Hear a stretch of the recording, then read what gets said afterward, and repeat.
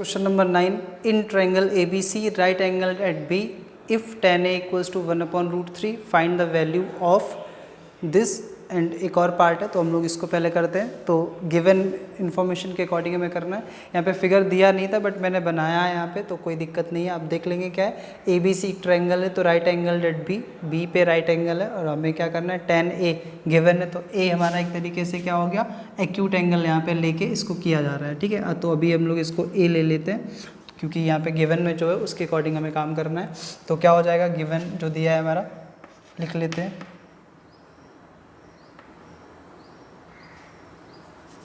नहीं, इसको यही कर लेते हैं ना, गिवन का नहीं हम लोग डायरेक्ट करते हैं जैसे हमने पहले किया था. तो tan थीटा क्या होता है हमारा, परपेंडिकुलर अपन बेस. तो ये आपका परपेंडिकुलर हो गया और ये आपका बेस हो गया. तो परपेंडिकुलर क्या निकल के आएगा आपका 1 × k मतलब k, और जो बेस होगा वो क्या निकल के आएगा, √3k. तो इस वैल्यूज़ को यहाँ पे पुट कर देंगे. इस एंगल ए के रिस्पेक्ट में परपेंडिकुलर क्या होगा, ये हो जाएगा. ठीक है, और बेस क्या हो जाएगा, ये हो जाएगा. वैल्यूज़ को पुट करेंगे. परपेंडिकुलर क्या है, k, बेस क्या है आपका √3k. तो हाइपोटेन्यूज हमें निकालना है. तो यूजिंग पाइथागोरस थ्योरम आपको पता है,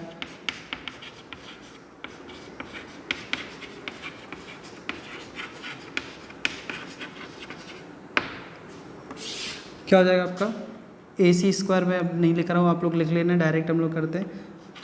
AC² इक्वल्स टू क्या होगा, AB² क्या है, √3k का स्क्वायर प्लस k का स्क्वायर. तो AC² इक्वल्स टू क्या हो जाएगा आपका, √3 का स्क्वायर 3 और k का स्क्वायर k² प्लस k². तो एक आ गया 4k². तो AC² इक्वल्स टू 4k². तो AC इक्वल्स टू 2k. को समझ आ गया होगा कैसे आया.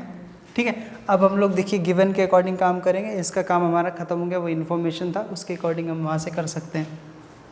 इस चीज़ को ना हमें पहले करना था बट ये पार्ट लिखा हुआ था तो मैंने यहाँ पे इसको पहले लिख दिया था तो थोड़ा सा दिक्कत हो गया. आप उसको पहले लिखेंगे फिर इसको करना है. ठीक है, तो वो अगर रफ वर्क भी कर सकते हैं, डायरेक्ट भी में समझ आता, कुछ टफ नहीं, हमें इससे मतलब है. तो क्या आ गया, आप सारी वैल्यूज़ आ गया. अभी क्या है हमारा, sin A cos C, cos A sin C. तो देखिए हमारा A के रिस्पेक्ट में, फिर C के रिस्पेक्ट में, फिर से A के रिस्पेक्ट में, फिर से C के रिस्पेक्ट में. तो A के रिस्पेक्ट में साइन आपका देखिए क्या हो जाएगा, A के रिस्पेक्ट में परपेंडिकुलर आपका BC होगा और जो हाइपोटेन्यूज तो सेम है ही, परपेंडिकुलर ही, और बेस आपका AB हो जाएगा अगर A लेते हैं तो. A के रिस्पेक्ट में देख लेते हैं sin A. तो sin A क्या हो जाएगा आपका, हम लोग इसको वो साइड के टर्म्स में लिखते हैं. ठीक है, sin A क्या हो जाएगा, BC आपका परपेंडिकुलर है और हाइपोटेन्यूज क्या है आपका AC, BC/AC. अब कुछ नहीं है तो इनटू, ठीक है, BC/AC. तो cos C, C के रिस्पेक्ट में देखिए cos क्या होगा, C अभी देखिए एंगल हमने ये ले लिया है. ठीक है, इसको भी हम लोग भूल जाते हैं. ठीक है, इसको 1 से इसको 2 से लेते हैं दूसरा वाला. ठीक है, तो C के रिस्पेक्ट में अपोजिट साइड हमारा क्या परपेंडिकुलर होता है और एडजेसेंट साइड आपका क्या होता है, बेस होता है. तो C के रिस्पेक्ट में अपोजिट साइड आपका क्या है, AB. तो AB अपॉन क्या हो जाएगा आपका, AB अपॉन हाइपोटेन्यूज क्या है, AC. ठीक है, प्लस cos A.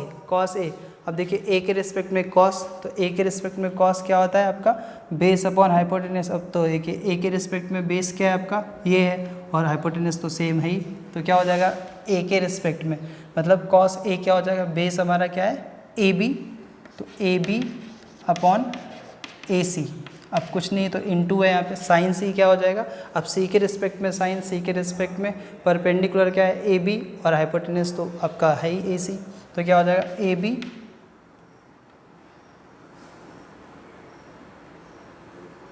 कुछ गलत हो गया क्या, साइन A देखते हैं. साइन A क्या है, परपेंडिकुलर BC/AC. सही है. cos C देखिए क्या है, cos C के रिस्पेक्ट में cos आपका क्या होगा, BC अपॉन, ये यहाँ पे गलत लिख दिया है, cos C के रिस्पेक्ट में परपेंडिकुलर ये है और बेस ये है. तो cos क्या होता है, बेस अपॉन हाइपोटेन्यूज. तो यहाँ पे BC आएगा, AB लिख दिया मैं गलती से, BC/AC. ठीक है, तो अब देखिए cos A तो सही है ही हमारे पास, cos A के रिस्पेक्ट में cos आपका बेस अपॉन हाइपोटेन्यूज, तो आपका AB/AC. ठीक है, इनटू साइन C क्या होगा, C के रिस्पेक्ट में साइन, C के रिस्पेक्ट में अपोजिट साइड आपका परपेंडिकुलर ये AB और ये आपका AC. तो AB/AC. ठीक है, किसी को कोई प्रॉब्लम हो तो आप कमेंट में बोल सकते हैं। तो ये देखिए यहाँ पे क्या आ जाएगा, इसकी वैल्यूज़ को पुट कर लेते हैं। तो देखिए क्या है, बी सी क्या दिया है हमारे पास, बी सी इक्वल्स टू के अपॉन ए सी क्या है आपका 2k इंटू बी सी, तो वही हमारा k upon 2k plus A B देखिए क्या है आपका √3k अपॉन ए सी क्या है 2k into √3k upon 2k। तो k से k सारा हटा दीजिए, तो क्या आ गया 1 इंटू 1, तो 1 अपॉन 2 2 ज़ा 4 प्लस √3 इंटू √3 क्या आ गया 3, 2 2 ज़ा 4। तो देखिए बेस आपका सेम है, मतलब डिनोमिनेटर सेम है, तो numerator as it is add हो जाएगा। तो 1 + 3 आपका क्या हो जाएगा 1 + 3 4, तो 4 4 ज़ा मतलब 4 1 ज़ा 4। तो ये क्या आ गया आंसर इसका 1। ठीक है, तो फर्स्ट पार्ट का आंसर क्या आ रहा है 1 आ रहा है। अब हम लोग नेक्स्ट पार्ट करते हैं, पॉज। क्या सेम वैसे ही है, बस वैल्यूज़ को पुट करना है। ठीक है, पहले थोड़ा सा दिक्कत लग रहा था, अभी हम लोग डायरेक्ट करेंगे, अच्छे से हो जाएगा। ठीक है, तो यहाँ पे cos A into cos C, sin A into sin C। तो हमें क्या करना है यहाँ पे थोड़ा सिंपल और करने के लिए, पहले हम A के रिस्पेक्ट पे cos लिख दे और sin लिख दे, फिर उसके बाद C के रिस्पेक्ट में A लिखेंगे और C के रिस्पेक्ट में A। तो cos A के रिस्पेक्ट में पहले हम काम करते हैं। तो A के रिस्पेक्ट में परपेंडिकुलर हमें पता है क्या है BC। ठीक है, A के अपोजिट में जो साइड है वो परपेंडिकुलर, तो BC, और ये हमारा परपेंडिकुलर, और ये आपका बेस ए बी जो है वो बेस हो गया। तो पहले हम लोग साइन वो कॉस लिख लेते हैं। कॉस क्या होता है आपका बेस अपॉन हाइपोटेन्यूज। तो ए के रिस्पेक्ट में आपका बेस क्या है ए बी। ठीक है, तो ए बी अपॉन हाइपोटेन्यूज तो हमें पता ही है ए सी। ठीक है, इनटू अभी इसको मैं छोड़ रहा हूँ, इसको ले रहा हूँ, ए वाले को पहले हम लोग लिख लेते हैं। तो साइन क्या हो जाएगा इसके रिस्पेक्ट में, ए के रिस्पेक्ट में परपेंडिकुलर क्या था हमारा, ये आपका बी सी, और हाइपोटेन्यूज आपका ये, तो बी सी अपॉन ए सी।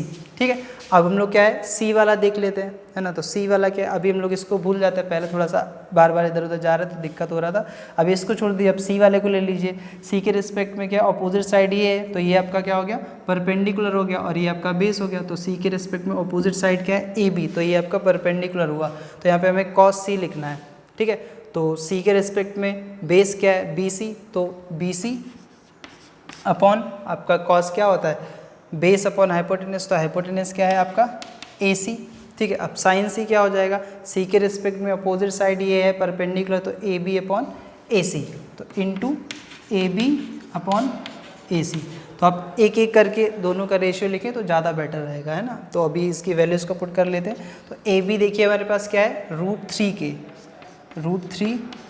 इंटू ए सी क्या है हमारा 2k इंटू बी सी क्या है आपका k, और ये अपॉन ए सी आपका 2k माइनस बी सी देखिए क्या है आपका k, ए सी क्या है 2k इंटू ए बी क्या है आपका √3k अपॉन ए सी क्या है आपका 2k। तो k से k कैंसिल, k से k कैंसिल, k से k, तो क्या आ गया √3 इंटू 1 क्या आ गया √3। ठीक है, और 2 2 ज़ा 4 माइनस 1 इंटू √3 अपॉन 2 2 ज़ा 4। अब देखिए सिंपल दिख रहा है, सिमिलर दिख रहा है, तो फिर ये हम लोग क्या इसको कट कर सकते हैं, तो आंसर हमारा क्या आ जाएगा 0। ठीक है, नोट कर लीजिए। हम लोग नेक्स्ट क्वेश्चन करते हैं। हमारा next question number 10, in triangle P Q R right angled at Q P R plus Q R equals to 25 and P Q equals to 5 centimetre, determine the values of sine P cos P tan P. तो देखिए triangle नहीं दिख रहा, सबसे पहले triangle बना लेंगे तो समझ आने लग जाएंगी सारी चीज़ें। तो क्या दिया है हमारे पास पी क्यू आर। ठीक है, एक ट्रायंगल बनाना है पी क्यू आर। ठीक है, तो राइट एंगल एट क्यू, तो ये आपका एंगल क्यू हो जाएगा, और इसको हम लोग पी ले लेंगे, और ये आपका पी क्यू आर, ये आर हो जाएगा। तो हमें पी के रिस्पेक्ट में लेना है, तो इसी को हम लोग एक्यूट एंगल ले लेंगे। ठीक है, तो देखिए क्या है पी क्यू हमें पता है कितना 5 सेंटीमीटर। ठीक है, और P R plus Q R equals to 25 है। अब गिवन के अकॉर्डिंग काम करेंगे थोड़ा सा। गिवन क्या है हमारे पास P R plus Q R equals to 25। अब देखिए दोनों में से एक का वैल्यू निकाल लीजिए इसके रिस्पेक्ट में, दूसरे के रिस्पेक्ट में, तब ठीक रहेगा। तो हम लोग पी आर निकाल लेते हैं। पी आर इक्वल्स टू क्या हो जाएगा 25 माइनस क्यू आर। ठीक है, तो P R equals to 25 minus Q R, ये हमारे पास वैल्यू हो गया है ना। अब देख लीजिए, अब हम लोग पाइथागोरस थ्योरम से इसको कर सकते हैं। तो क्या हो जाएगा using Pythagoras theorem,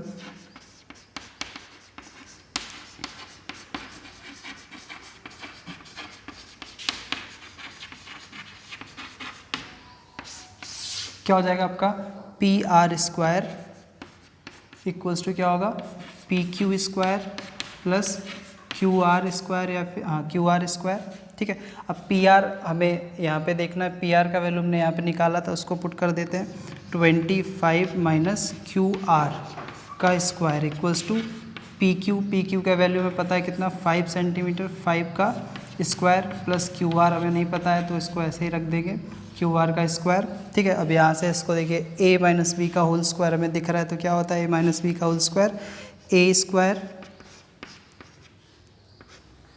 plus b square minus 2a into b, तो 2 into 25 into Q R equals to आपका 5 5 जा 25 प्लस क्यू आर स्क्वायर।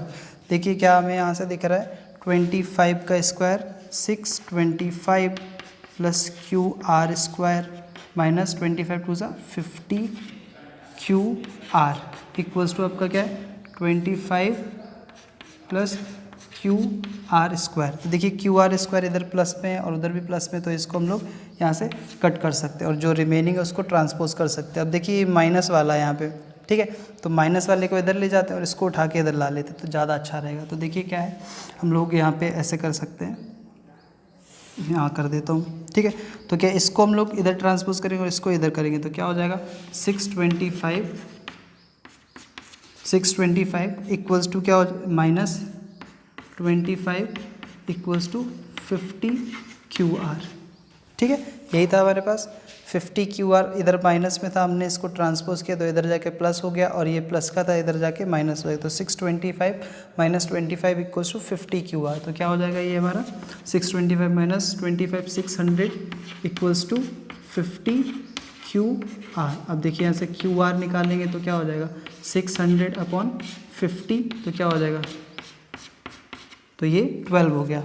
ठीक है, तो आपका क्यू आर इक्वल्स टू कितना आ गया 12 आ गया। अब यहाँ पे क्यू आर का वैल्यू पुट कर देते हैं, ये आपका 12 हो गया। अब देखिए क्यू आर का वैल्यू 12 है तो यहाँ से देखिए इसमें पुट करेंगे क्यू आर का वैल्यू 25 माइनस 12 कितना हो जाएगा आपका 13। तो देखिए ये आपका क्या हो गया 13 हो गया। ठीक है, अब सारी वैल्यूज में यहाँ से पता चल गई है ना। अब बस अभी क्या करना है साइन कॉस टेन निकालना है। तो देखिए एकदम ईजी है, साइन हम जानते हैं, यहाँ पे मैं लिख देता हूँ डायरेक्ट साइन पी। तो साइन पी क्या हो जाएगा आपका परपेंडिकुलर अपॉन हाइपोटेन्यूज, परपेंडिकुलर कितना है आपका 12 और हाइपोटेन्यूज कितना है 13, तो साइन पी निकल गया। ठीक है, कॉस पी क्या हो जाएगा आपका बेस अपॉन पर हाइपोटेन्यूज, तो बेस कितना है आपका 5 और हाइपोटेन्यूज क्या है आपका 13।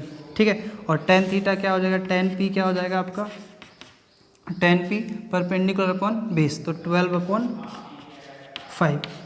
ठीक है, ये सारा है एकदम सिंपल सा है, आप देख लीजिए। बस इसमें क्या करना था आपको यहाँ पे ये सारी वैल्यूज़ को यहाँ पे फाइंड करना था, फिर एक तो इजी है ही। ठीक है, इसको जब आप अपने आप से करेंगे ना तो इसके रेशियो को लिखेंगे, मैंने डायरेक्ट यहाँ पे किया है क्योंकि बहुत सारे क्वेश्चन हम लोग कर चुके हैं। तो बाकी कोई डाउट हो तो कमेंट में लिखिएगा, हम लोग नेक्स्ट क्वेश्चन करते हैं। नेक्स्ट क्वेश्चन देखते हैं, क्वेश्चन नंबर 11। ठीक है, तो क्या है क्वेश्चन हमारा ट्रू फॉल्स है और इसको हमें जस्टिफाई भी करना है। तो फर्स्ट पार्ट देखते हैं, the value of 10a is always less than 1।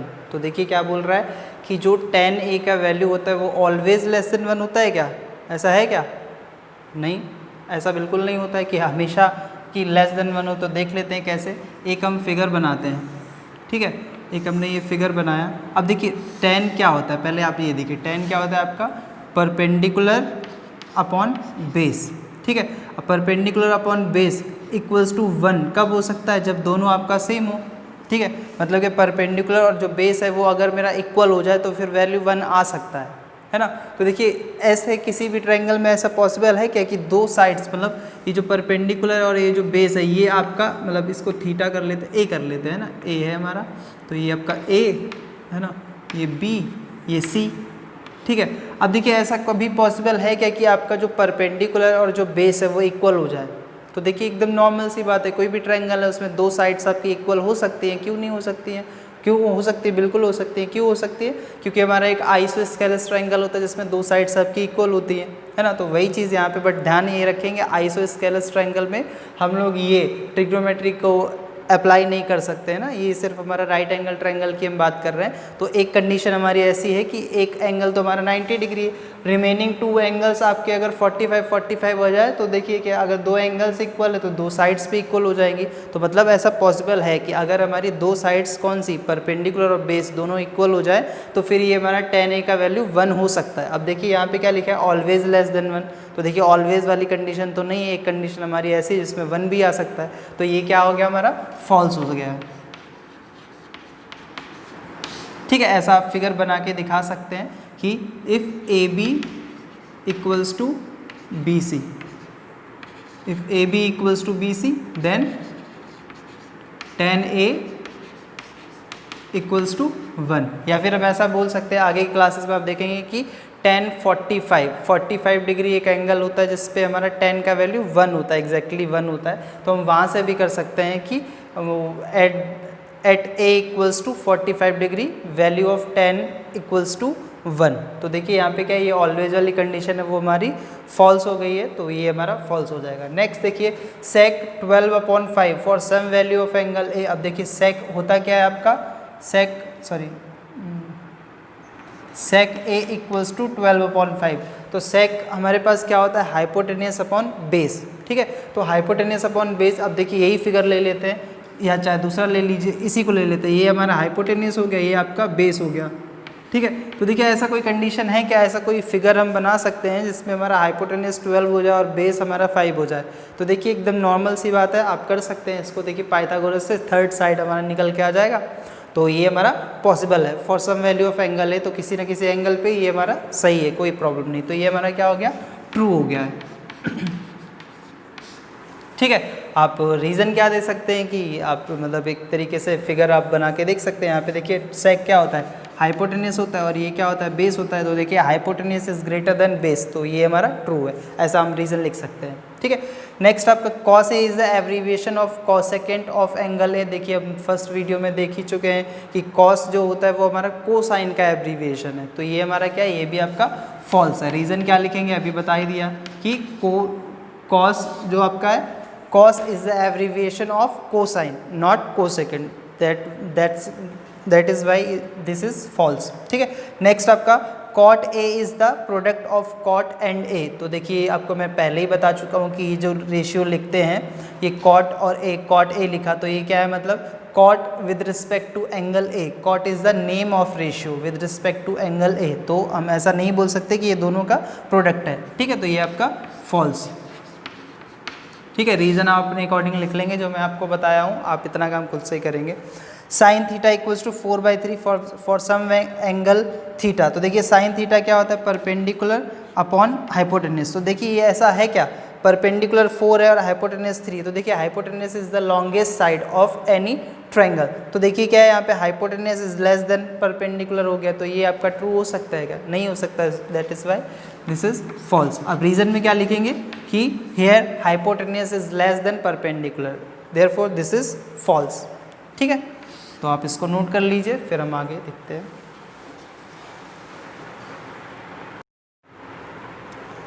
Thanks for watching this video. Please keep support, like, share and subscribe my channel.